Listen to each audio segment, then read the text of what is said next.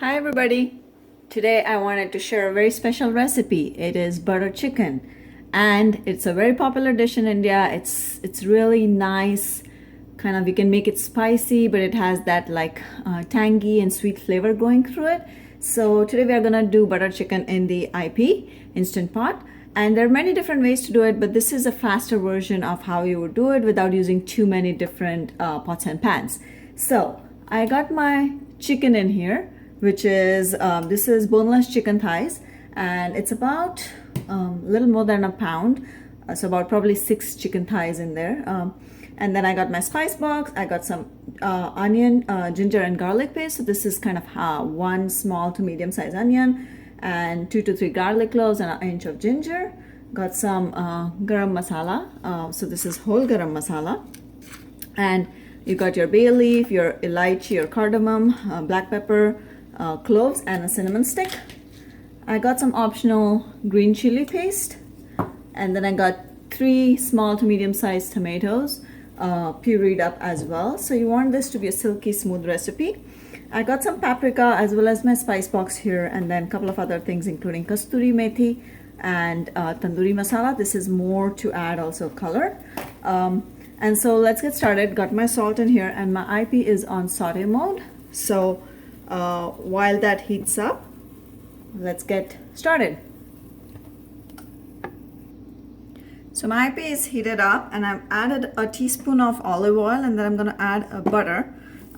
This is butter chicken. So just adding that a little bit. What the oil does is it prevents the butter from burning, but you also get the butter flavor in here. You can also add a little bit of ghee if you want. That is also an option. So I'm gonna add maybe a teaspoon of ghee in there.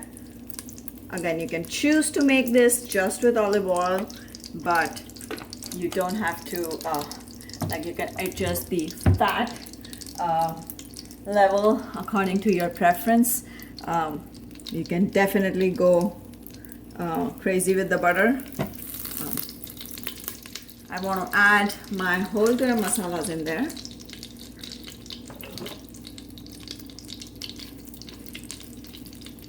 So that's sizzling up. Let the oils from the whole masalas come out into the oil and kind of get mixed up. Now I want to add in my ginger, garlic and onion paste.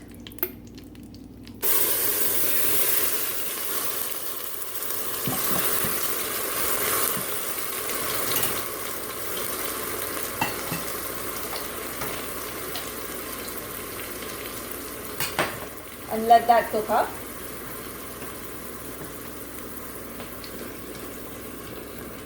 So let the paste kind of become light golden brown. As you can see, the onion paste has cooked up nicely, and you still have your whole garam masalas here, which is you can either put them in a muslin cloth and put them here, or you can fish them out later if you don't like the bite of them. I also there's an alternative, like the tea bag holders or tea holders that you can use for your tea. Those also would work in here.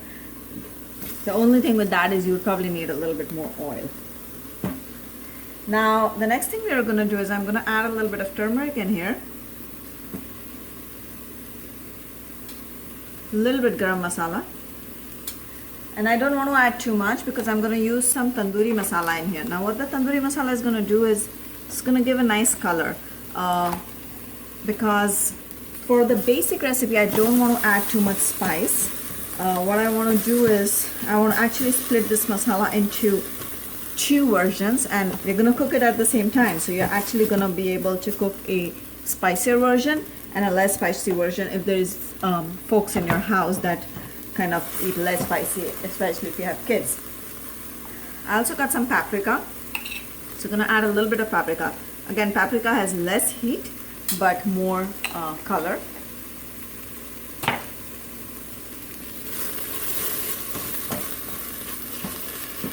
And now I'm gonna add in the tomato paste.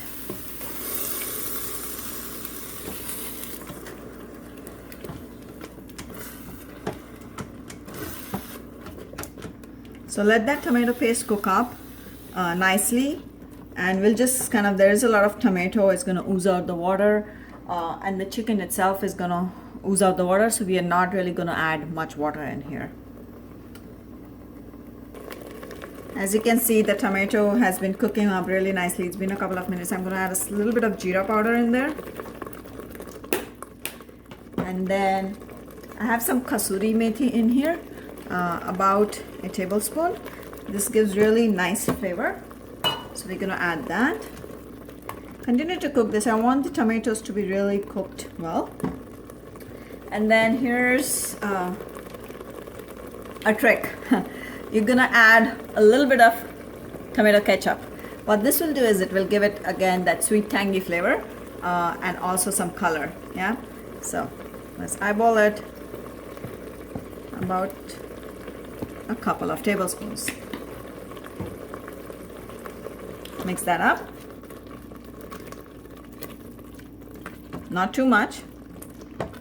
Let this cook for a couple more minutes, and then we'll add the chicken in there. Okay, so I took out some of the masala in a separate bowl, and I'm gonna add a few of the chicken pieces in here. But first, I wanted to make the main version a little bit spicier, and I'm gonna do that by using some green chilies. This is green chili paste. I usually make a paste and freeze that up for use. So we're just gonna add a few. This is a really spicy green chili. So I don't want my kid to necessarily eat that because it does then make it very spicy, but my spouse can. So add a little bit of that, and then we are ready to dump in the chicken.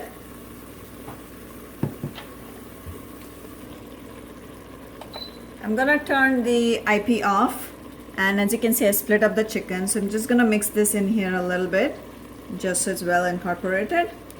I'm going to do the same with the bottom version, and then I'll show you what I do. Okay, hang with me. Okay, I'm going to put in my trivet in here. I'm going to put my second version of the chicken in here. So that's your chicken. And then there's one more surprise. This is basmati rice. I'm gonna actually cook my rice along with the chicken. So here you see, this is gonna be a complete meal. We got two versions of butter chicken, and then I have my basmati rice. This is just 1 cup with twice the amount of water in there. I actually tempered some cumin seeds and added it to this. So you temper some cumin seeds in ghee or oil and then add it to this. You can also add some green peas. You can add it here, but if you want, you can also add it later to retain the green color more. Now, IP is gonna cook. So close this. This is in sealing position, and then all we are gonna do is cook this on poultry for 15 minutes, and then I will see you back later to show you how this looks. Hi, so I'm back, and here's what the rice looks like. It had cooked for 15 minutes after the pressure, and then I let it on the warm setting for about 10-15 minutes. So let's see. Rice is perfectly cooked.